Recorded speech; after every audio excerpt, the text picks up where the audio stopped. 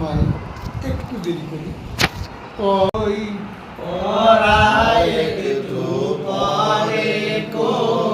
বামের অক্ষর দেখে লই, বামের অক্ষর দেখে লই, পড়ায় একটু পরে কই। বামের অক্ষর দেখে লই, সুকুন কিংবা তাসদিদ থাকলে এর সাথে মিলে লই।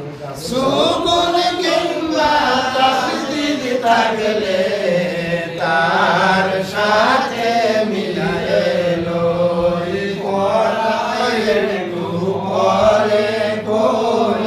বামের অক্ষর দেখে লই, পড়ায় একটু পরে কই।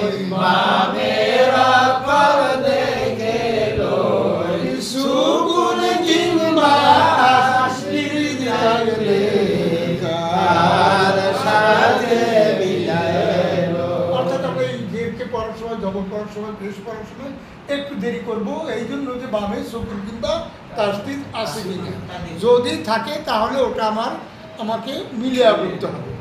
এই তো আমাদের ছন্দ। ছন্দমন থাকবে, পরে একটু পরে কই বামের অক্ষর দিকে লই, সুকুন কিংবা তার সাথে মিলিয়ে লই, এইটা।